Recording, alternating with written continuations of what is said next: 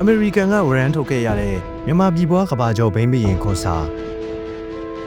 1998 1990နှစ်တွေအတွင်းအမေရိကန်အစိုးရကဝရမ်းထုတ်ရတဲ့အထိနာမည်ကျော်ခဲ့တဲ့မြန်မာပြည်ပွားရှမ်းတရုတ်ကဗျာဘိန်းဘီရင်တဦးရှိခဲ့ပါတယ်။သူ့နာမည်ကတော့ခွန်စာလို့ခေါ်ပါတယ်။ခွန်စာကို1934ခုနှစ်ဩဂုတ်လ1ရက်နေ့မှာရှမ်းပြည်နယ်တန်ယန်းမြို့မှာမူဖွားခဲ့ပါတယ်။အဖေတရုတ်လူမျိုးနဲ့အမေရှမ်းလူမျိုးတို့ကမူဖွားခဲ့ပြီးရှမ်းတရုတ်ကဗျာတဦးဖြစ်ပါတယ်။လူပြပေါက်အရွယ်မှာရှမ်းပြည်နယ်ထဲဝင်လာတဲ့ကူမင်တန်တရုတ်ပြည်ရေစီမှာစစ်တနန်တပ်စစ်မှုထမ်းခဲ့ပါတယ်။1960ခုနှစ်မှာတော့ကူမင်တန်အောက်ကခွဲထွက်ပြီးမြန်မာစစ်အစိုးရဩဇာခံလွယ်မော်ကာကွယ်ရေးတပ်အဖြစ်ပြောင်းလဲခဲ့ပါတယ်။မြန်မာစစ်တပ်စီက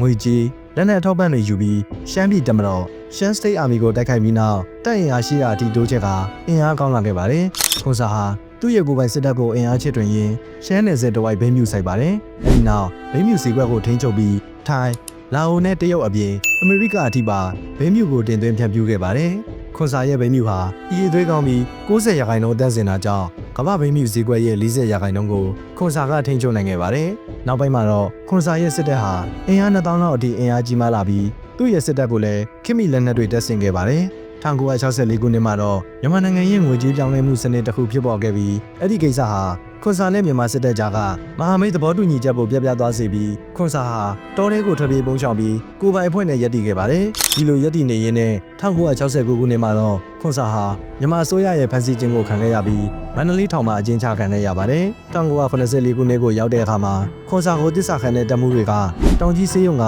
ရုရှားဆရာဝန်2ဦးကိုဖမ်းဆီးကာမြန်မာစစ်တပ်စီမှာခွန်စာနဲ့လဲလှယ်ခဲ့ပါတယ်။1986ခုနှစ်မှာတော့ခွန်စာဟာသူ့ရဲ့တပ်ဖွဲ့ကိုစီလုံးညီညွတ်တဲ့ရှမ်းတပ်မတော်ရှမ်း United Army လို့ပြောင်းလဲဖွဲ့စည်းပြီးရှမ်းလူမျိုးတွေဘက်ကရည်တည်ကမြန်မာစစ်အစိုးရကိုတိုက်ခိုက်ခဲ့ပါတယ်။1985ခုနှစ်မှာတော့ MDA ခေါ်မုံတိုင်းတပ်မတော်မုံတိုင်း Army ကိုဖွဲ့စည်းခဲ့ပြီးထိုင်းမြန်မာလာအိုနယ်စပ်ရှိရွှေတြိဂံဒေသမှာဘိန်းမြူမြောင်များထုတ်လုပ်ခဲ့ရမှာဘိန်းမီရင်ပွဲနဲ့ထင်ရှားလာခဲ့ပါတယ်။1988ခုနှစ်မှာဩစတြေးလျသတင်းတောက်စတီဗင်ရိုက်နဲ့အင်တာဗျူးမှာခွန်စာကသူ့ကိုဘိန်းဆိုင်ကင်းတွေမစိုက်ပျိုးစေခြင်းရင်တစ်နှစ်ကိုဩစတြေးလျဒေါ်လာ$50နဲ့နောက်ရှင်နှစ်စာအတွက်ဝယ်ရမယ်လို့ဩစတြေးလျအစိုးရစီကိုကမ်းလှမ်းခဲ့ပါတယ်။အဲဒီကမ်းလှမ်းချက်ကိုဩစတြေးလျအစိုးရဘက်ကပေးချခဲ့ပါတယ်။ဒီလိုနာမည်ဆိုးနဲ့ကြော်ကြားလာတဲ့ခွန်စာကိုအမေရိကန်အစိုးရက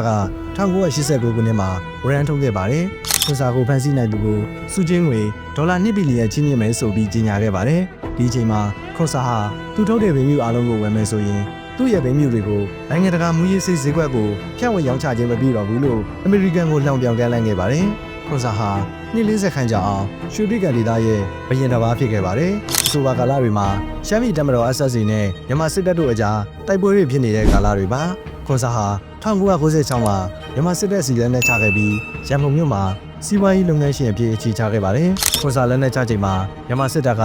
ခွန်စာကိုအမေရိကန်အစိုးရစီကိုလွှဲပြောင်းပေးခဲ့ခြင်းမရှိပါဘူး။2009ခုနှစ်အောက်တိုဘာ26ရက်နေ့မှာတော့ခွန်စာဟာရန်ကုန်မြို့မှာပဲကွယ်လွန်ခဲ့ပါတယ်။သူတည်ဆုံးချိန်မှာသူ့အသက်က83နှစ်အရွယ်ရှိနေပါပြီ။ခွန်စာလက်နက်ချကွယ်လွန်ချိန်ကနေဒီနေ့တိုင်အောင်ခွန်စာရဲ့မူရင်းစေလံရောက်တွေကရွှေတြိဂံဒေသမှာအသက်ဝင်နေဆဲဖြစ်ပါတယ်။